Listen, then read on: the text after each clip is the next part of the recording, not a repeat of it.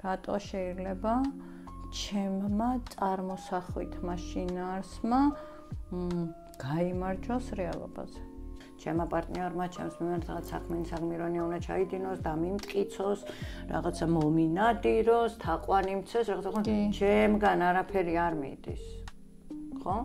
ნუ ეს რაღაცა უტოპია არის. ჟელიბონები გიყვარს კანფეტების სახით თუ შოკოლადები მინიმუმ ეს თუ არ გაქვს ჩემთვის ნათქვამი, ანუ ძალიან დიდია ალბათობა რომ ვერ გავარტყავ. ფილმები, მულტფილმები, ნაწარმოებები სხვადასხვანაირ სიყვარულებზე და სხვადასხვანაირ ურთიერთობის სტილებზე საუბრობენ. თუ ვიცი რომ ნათქვამი განხილული გვაქვს, მაშინ შეიძლება მქონდეს ის რომ უცუდ ხასიათზე რო ვიყავ, რატო არ იზრუნე ჩემზე, ხო, რატო არ მომიტანა მშავი ჟელიბონი.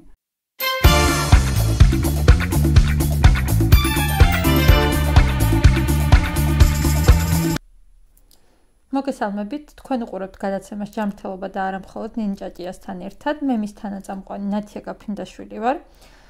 დღევანდელი ჩვენი სასაუბრო თემა არის სიყვარული. ეს გადაცემა თებერვალში გადის და შესაბამისად მიუხედავად დაძაბული ფონისა, რაც ჩვენს ქვეყანაში არის, მაინც ადამიანებს დრო ყოველთვის რჩება იმისთვის, რომ საყვარელ ადამიანზე იზრუნოს. ხო და დღევანდელი თემა შევარჩიეთ, რომ არსებობს თუ არა იდეალური სიყვარული და რეალურად მითია თუ რეალობა იდეალური სიყვარული თუ იდეალური სიყვარულის ძებნა და ასე შემდეგ. პირველი რასაც სამკითხებს, რაც ჩამოწერილი მაქვს დაგისვა, მანამდე შენ კითხავ, არსებობს თუ არა მითია თუ რეალობა იდეალური სიყვარული. ვისთვის როგორ ჩემთვის რეალობია. რა გით პასუხს კონცერტი. ხო, მოდი მაგაზე ცოტა მე გავშალოთ, მაგრამ რას ვგულისხმობთ იდეალურ სიყვარულში, მაგალითად მე მგონია რომ მე ბოლო 10 წელზე მეტი არის ვიპოვე იდეალური სიყვარულის ჩემეული ფორმულა. ეგ ჩემეული ფორმულა მომეწონა, რაზეც მე კიდე დამეტებით კითხავ. მანამდე მინდა ესეთ საკითხით დავიწყოთ გადაცემა, რატომ ვაყალიბებთ რაღაც კონკრეტულ მახასიათებლებს პარტნიორის მიმართ და რატო გვაქვს მაგალითად შექმნილი რაღაცა იდეალური პარტნიორი. ამ შემთხვევაში სასიყვარულო ურთიერთობას გულისხმობთ, პარტნიორულ ურთიერთობას გულისხმობთ არა ზოგადად სიყვარულს, რა თქმა უნდა, ხო? ხო და რატო ვაყალიბებთ ამ პარტნიორის მიმართ რაღაცა კონკრეტულ კლიშეებს თუ დამოკიდებულებებს თუ რაღაც კრიტერიუმებს და შემდეგ უკვე მაგალითად რაღაც კუთხით შეიძლება გამოვიდეს, რომ იმედ გაცრუებამდეც მივყავართ ამ ჩვენ ჩამოყალიბებულს.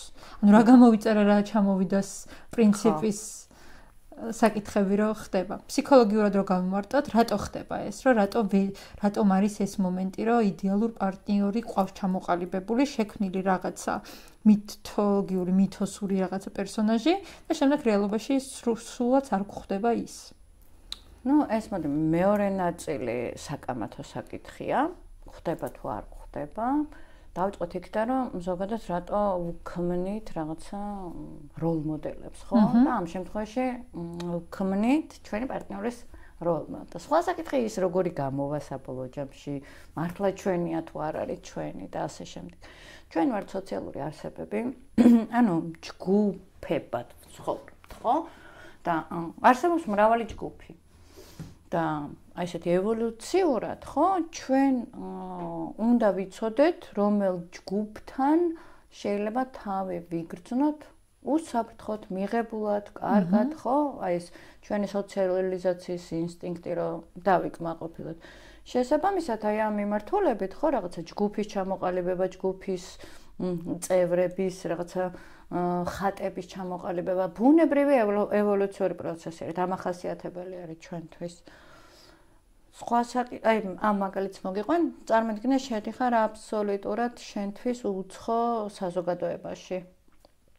რაღაც ღონისძიებარი, ამ ღონისძიებაზე მიდიხარ, ხო? პირველ რას აკეთებ, როდესაც შედიხარ, თვალებით ეძებ, ხო? ვიღაცებს და ვიღაცებთან უფრო მიდიხარ, ვიღაცებთან აი ეს არის. ანუ გაუცნობიერების დონეზე ჩვენ რაღაცა თითქოს ჩვენნაირებს და ეს ჩვენნაირები არის ჩვენს წარმოსახვეში არსებული ნაირები და არა ჩვენი რეალობები, ხო?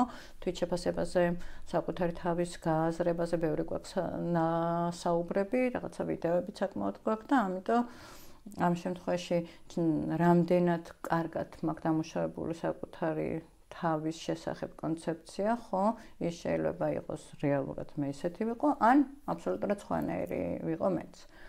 ზუსტად ესევე ვაყალიბებთ რაღაცა გვჭირდება იმისთვის, რომ რაღაცა გადაწყვეტილებები ხო ვიპოვოთ, გადავეყაროთ, ხო, ამ ტიპის ურთიერთობებს. ამიტომ ის რომ როლ მოდელი არსებობს, ბუნებრივია, მეორე საკითხი არის, რომ რატო შეიძლება ჩემმა წარმოსახვითმა შინაარსმა გაიმარჯვოს რეალობაზე.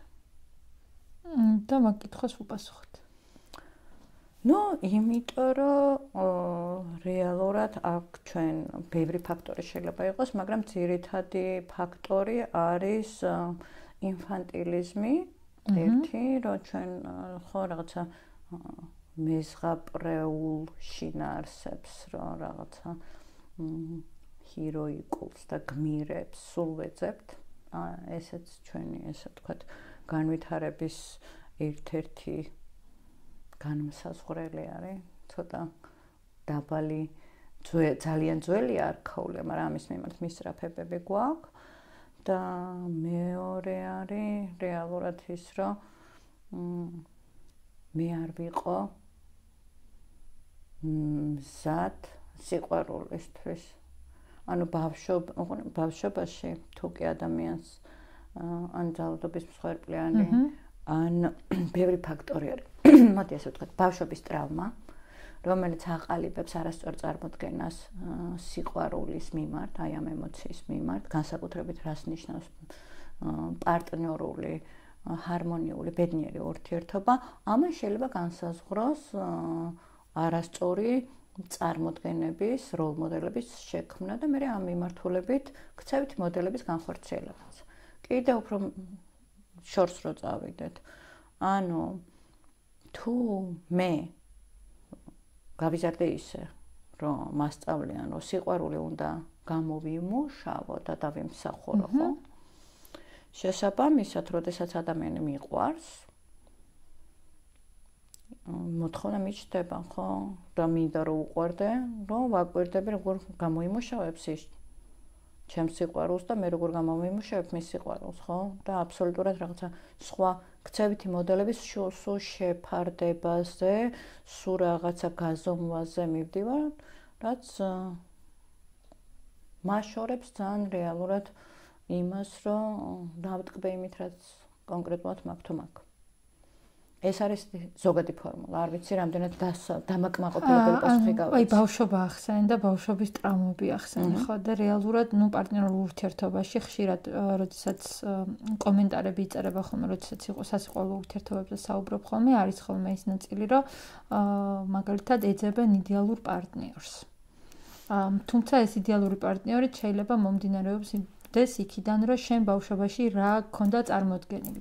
რამდენად არის გავლენა ამ მიმართულებით, აი ხო მაგალითად ფილმები, ზღაპრები, წიგნებიდან გამომდინარე და როგორ შეიძლება დავახციოთ ამას თავი, იმიტომ რომ რეალურად ეს იდეალიზმის მოლოდინმა შეიძლება რაღაცა გვერდზე ჩაიაროს მე ცხოვრება. ხო, მოდი დავიწყოთ, რომ რას ვგულისხმობ იდეალურში.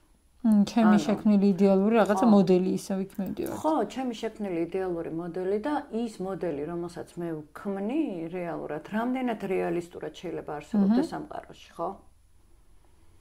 იმიტომ რომ ძირითადად როცა იდეალურ რაღაცა მოდელებზე საუბრობენ, სამწუხაროდ საუბრობენ ცალმხრივად, ანუ თვითონ რას უნდა უკეთებდნენ, რომ რაღაცა ჩემმა პარტნიორმა, ჩემს მიმართ რაღაც საქმენი საგმირონია უნდა ჩაიდინოს, დამიმტკიცოს, რაღაცა მომინადიროს, თაყვანი მცეს, რაღაცა ჩემგან არაფერი არ მიდის. ხო? ნუ ეს რაღაცა утоპია არის, დამახინჯებული არის, არასწორი არის, ხო? აქაც მე კომუნიკაციაზე უნდა გადავიდე. ხო, აქ მეორე თემა არის, თუ მე მათ შორის, რა ვიცი მე მაგალითად მამა არ მაძლევდა საკმარის აღიარებას, საკმარის სიყვარულს, ხო? და მაქვს აი ეს ბავშვობიდან მაქვს მნიშვნელოვანი საპირისპირო სქესის მქონე ადამიანის მიმართ აღიარების ესეთი საშინელი მოთხოვნილება, ხო? მაშინ მე ჩემს პარტნიორს დავახრჩობ. იმიტომ რომ გაუცნობიერებლად ძველ ბავშვობიდან სიცარიელის შევსებას ვაბალდებულებ.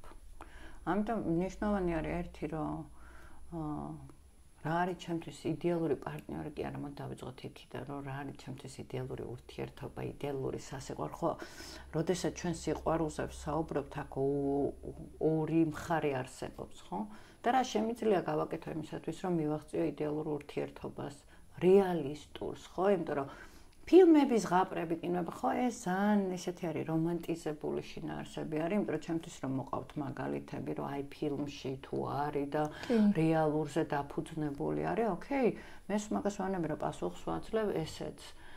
და ამაზე შეიძლება ვიღაცები დამეთანხმონ და შეიძლება არ დამეთანხმონ, ეს სხვა საკითხი, მე ესე უყურებ. ეს ამის მჯერა, ამის მწამს. რომ ჩვენ ფილმში ადამიანის ცხოვრების ისტორიას ვხედავთ მაქსიმუმ 2 საათნახევარში. მზად ხარ მთელი შენი სიცოცხლე და 2 საათნახევარზე. თუ მზად ხარ, მაშინ ოკეი, შეიძლება ესეთი ტიპის მოთხოვნების რომ მხოლოდ 2 საათნახევარი იცხოვრო. და თუ ამას გაჭიმავ, რა ვიცი მე, 50 წელზე, 90 წელზე, 20 წელზე, ხო? მაშინ აი ეს მოქმედებები ძალიან დინამიური, ნელი, მშვიდი, არა იმპულსური ესეთი, ხო, რომ აი სულ ფორმაში გამყოფს, ესეთი არ იქნება. ამიტომ ეგ არის რეალიზმს როცა ვსაუბრობ, ოკეი, თუ მოყავს რეალისტურად მაგალითი ფილმიდან. ხო, ესეც გაითვალისწინე. ტაიმინგი. აი ხან ახლა რას ჩენძახდი, გარდაუქმენი ჩემი კითხვა რა, რომ იდეალური პარტნიორი, ან რასაც შეცდომას ვუშვებთ ალბათ ადამიანები, იდეალური პარტნიორის ძებნის ნაცვლად და იდეალური პარტნიორის, ესე ვთქვათ, ჩამოთვლილი რაღაცა მახასიათებლების ნაცვლად უნდა გქონდეს იდეალური ურთიერთობის მოლოდინები. და ამ ურთიერთობაში, ანუ ის მეორე ადამიანი დამატებითი როლს ასრულებს. მე თუ ვიცი იდეალური სასიყვარულო ურთიერთობები რა არის, როგორია, რაღაცა მე უკვე შემეძლია დავსვა, რომ აი რა ტიპის ადამიანი უნდა იყოს. და ის კონკრეტული ადამიანი, ვინც ამ წუთას შენს ცხოვრებაში აპირობითად აკმაყოფილებს თუ არა ამ იდეალური ურთიერთობების მოთხოვნებს. ოკეი, და მეორე თემა და არა რაღაცა კრიტერიუმები, რომელშიც ანუ ვტენი მე ამ ჩემს პარტნიორს, რაღაცა ყალიბი მაქვს და შეგინდოდა წერწა, ხო რაღაცა. ეს არ გაქვს. ხო, და მეორე მნიშვნელოვანი შენ იცი რომ მე წყვილებთან წლებია ვმუშაობ და ძირითადი პრობლემები რა არის? გვაქვს ხოლმე ესეთი ბავშვური, ისე ბავშვური ტრავმებიდან, ჩვენი ინფანტილიზმიდან გამომდინარე, რაღაცა ისეთი მოთხოვნები, რომ რაღაცა ჩვენს პარტნიორს უნდა გქონდეს რაღაცა ძალიან ისეთი ჰიროიკული ქმედებები. ოღონდ ისე რომ ჩვენ არანაირად ხელი არ შევწყოთ ამ მის ჰიროიკულ პერსონაჟის დაბადებას. ხო, რაღაცა მკითხავიც უნდა იყოს, რაღაცა მისანიც უნდა იყოს, ჯადოქარიც უნდა იყოს, მებრძოლიც უნდა იყოს, ნაზიც უნდა იყოს, როცა მე მინდა. ხო, რაღაცა ისეთი. ოღონდ ეს როცა მე მინდა. ხო, აქ ის არის, მე როცა მინდა და მე როცა ხო.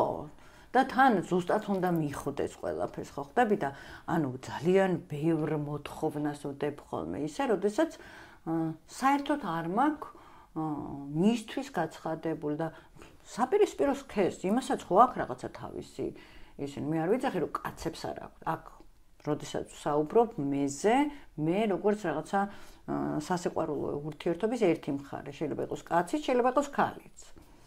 ხო?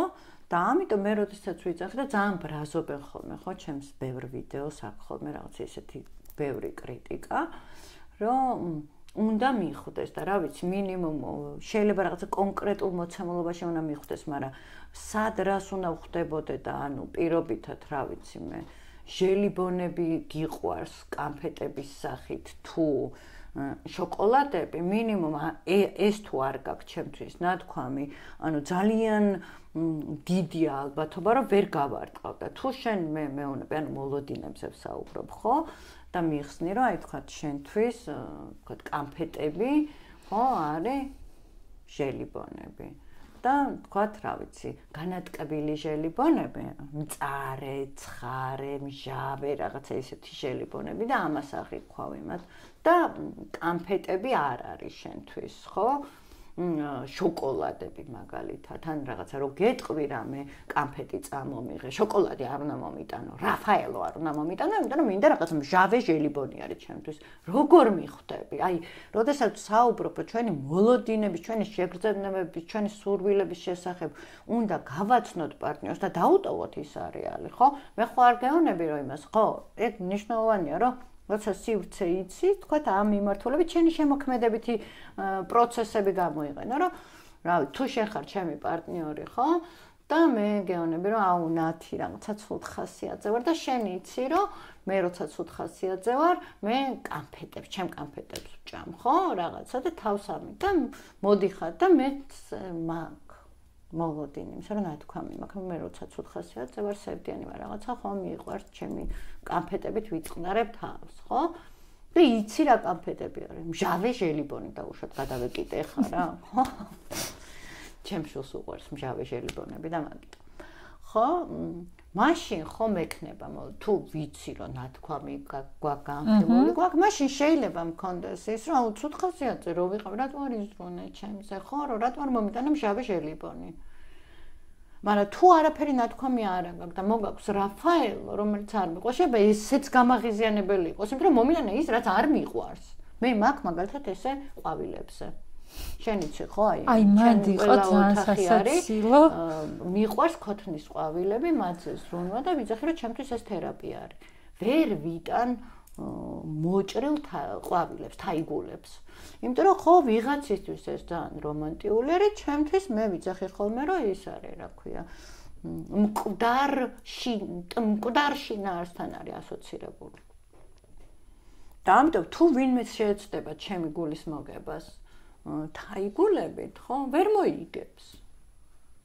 აი, მან არის ხოლმე თვითონ კომენტარებში ხშირად ყოფილა შემთხვევა, რომ აი რა გამოცნობა სჭირდება იმას, რომ ყვავილები ყველა ქალს მოსწონს. აბა კი. და ეხლა ნახე, მან მინდა ესეთი კითხვა დავსვა, რატომ არის, აი როგორც ფსიქოლოგს მინდა კითხვა, შეიძლება არ დამეთანხმო ამ კითხვაში და არც პირდაპირ გეუბნები, მაგრამ რატომ არის, რომ ხშირ შემთხვევაში აი ეს იდეალები უფრო მეტად ქალებს აქვთ ვიდრე მამაკაცებს. არ მოდი ესე ვთქვა. იდეალები არ აქვთ უფრო ქალებს ვიდრე მამაკაცებს. ცოტა სექსისტური გამომდის, მაგრამ თითქოს გამოდის. მეტად საუბრობენ ამაზე, მეტად შეუძლიათ დიალოგი. ნუ კაცები თავიანთ აი ესე საჯაროდ, მოდი ესე ვთქვა რა, საჯაროდ არ საუბრობენ. აჰა. ხო, ეს ტვინის განვითარების მექანიზმზე არის და შორს წაგვიყვას ჩვენ ქალები უფრო ემოციურები ვართ, შესაბამისად ემოციების ექსპრესიები, მოლოდინები, მეტგათხრებები, ყველაფერი ეს შეგვიძლია უფრო იმას აქვთ, იმიტომ რომ ემოციების ლიმბური ნაწილი უფრო განვითარებული გვაქვს ჩვენ, ვიდრე კაცებს. ნუ ეს ესე არის, ფიზიოლოგია არის, აქ სექსიზმი არაფერ შუაში არ არის რა. ისევე როგორც კუნთების მასები და რაღაცეები, ხო, რაღაცა განსხვავებულები გვაქვს. ეს იმას არ ნიშნავს, ვიღაცა კაია, ვიღაცა ესეთები ვართ. ამიტომ ის არის. აი თუნდაც ერთ-ერთი ვიდეო გქონდა დადებული, რომ გაცხადებულ სურვილებზე საუბრობდი შენ და მაქედან გავანუ მაგ ვიდეოს კომენტარებს რო ჩაყვე, პირდაპირ წერია რომ ანუ ქალების ნაწილი გაკრიტიკებს, რომ რა მიხვედრა უნდა იმას, რომ შენ რაღაცა გინდა, მაგრამ კაცების ნაწილი პირად შეტყობინებებშიც რო გადმოვიდა, რომ ეგ არის რა ძლივს ვიღაცამ სწორად თქვა ის, რაც მართლა მაინტერესებდა. ანუ აქედან გამომდინარე გამიცა ეს კითხვა და მინდოდა რომ აი ამ გადაცემაში ამ საკითხსაც გვესაუბრა. ხო, ნუ კომენტარებზე მოდი ესე ვთქვათ რა, რომ აი ვისაც აი ესეთი რაღაცა ინფანტილური მოთხოვნილებები აქვს, რომ რაღაცა არც სივრცე არ უნდა ვაჩვენო, არაფერი და უნდა მიხვდეს. ნუ ეს რაღაცა განუვითარებლობის ამბავი არის ჩემთვის, მოდი ესე ვიტყვი. და აქაც შეგიძლიათ თავზე დამესხათ, გამლანწყოთ, გამთათხოთ, პრობლემა არ არის არანაირი. მაგრამ მეორე არის, რომ ანუ მე ჩემ პარტნიორს, ჩემი პარტნიორი, რომელიც მიყვარს, ჩემთვის ექსპერიმენტული ვირთხაა, ხო, რომელსაც მე გამოცდებს ვუწყობ და მაშინ პარტნიორობა სად არის, ხო? და მე ეს სწორია. არასწორია. ხო? და იმსახურე სექსი კარგად გამოიცანი, ხო? და რაღაც. და თუ ესეთი ურთიერთობა გვაქვს, ეს რეალურად არაჯანსაღი ურთიერთობა არის. ამიტომ ბისთვის რა არის? ვიღაცისთვის ეს არის იდეალური ურთიერთობა და ყავთ კიდევაც ესეთი რაღაცა დამონებული, დამორჩილებული რაღაცა ესეთი ქცევების მქონე პარტნიორები და რაღაცა ერთმანეთის წამებაში და მე ერთმანეთის აი ამ მისწრაფებებს, წამების შემდგომ მისწრაფებების ასრულებაში რაღაცა კაიფს პოულობენ, არსებობენ.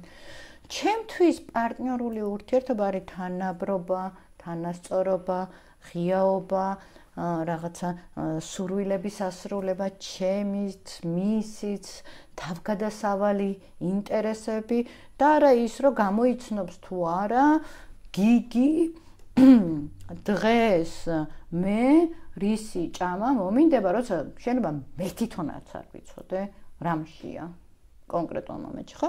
ამიტომ მოდი დავიწყოთ, რომ როდესაც ჩვენ ურთიერთობებზე ვსაუბრობთ, ჩვენ დავიწყოთ იქიდან ჩვენთვის ურთიერთობა რა არის? აი აქ. და თუ მე მჯერა, რომ შეიძლება იდეალური სასიყვარულო ურთიერთობა მქონდეს, რა კრიტერიუმებისგან შედგება?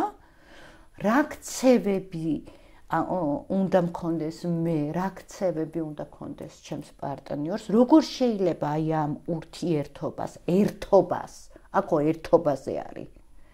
ერთობას მივახციოს სინქრონს, ხო შენ იცი რომ მე ტანგოს ცეკვას ვადარებ სულ სასიყვარულო აი ეს სინქრონი გქონდეს. ისეთი რომ აი ხო შეგრძნებების დონეზეც ვიცოდეთ რომ აი როდის წავიყვანოთ, როდის გავუშვათ და ასე შემდეგ, ხო აი თანაბრობა გქონდეს. და რა ტიპის ადამიანი შეიძლება იყოს ჩემი პარტნიორი, ხო? რაღაც ტანგოს რო ვცეკვათ, ჩემი სიმაღლე ახლა გავშარჟოთ, თუ ჩემზე მაღალი უნდა იყოს. ანუ მაგრამ მე ყველაფერი არის ბოლო მომენტი. თუ ჩემზე ძლიერი, ხო, რომ თუ ანუ ყურე, მანდაც ორი ტანგოშიც ორი ვერსია არის. ანუ მე შეიძლება აი ეს გადახრა რო არის, ხო? გადახრაზე სულ არ მჭირდებოდეს იმის დაჭერა.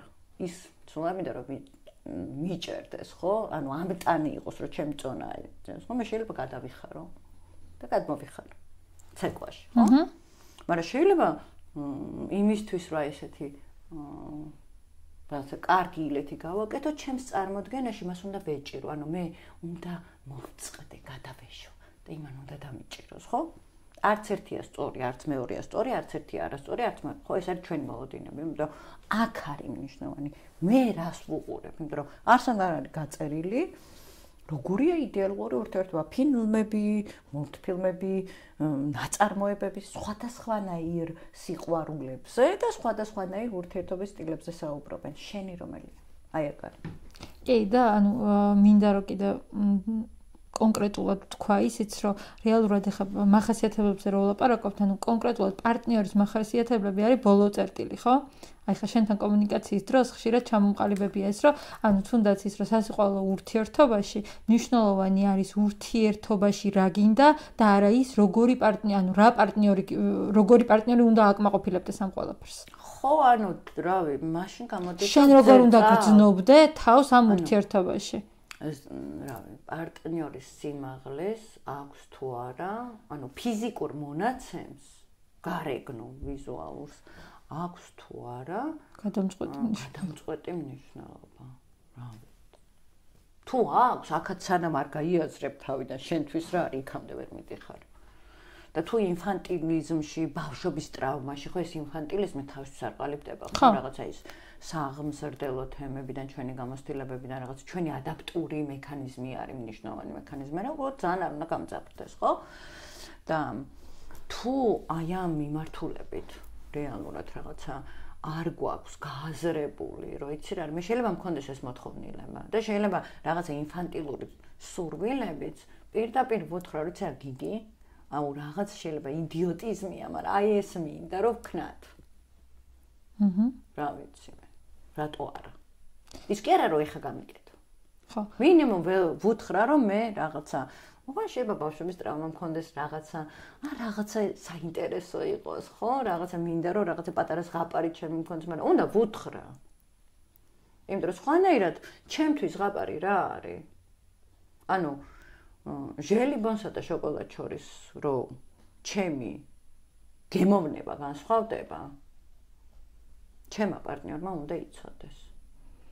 და იდეალური სიყვარული არსებობს, თუ ეს იდეალური სიყვარული ურთიერთობა წარმოდგენილი გაქვს, თუ არ გაქვს წარმოდგენილი და პარტნიორზე ცდილობ, რომ პარტნიორების ძებნაში უფრო დიდი დრო დაკარგო, რომ ან მაგალითად იდეალურ პარტნიორი უფრო გაქვს ჩამოყალიბებული, ვიდრე იდეალური ურთიერთობა. ვერ გაწურთნი. ხო, იმიტომ რომ სხვა ადამიანია. არ არის შენი ექსპერიმენტის ვირთხა.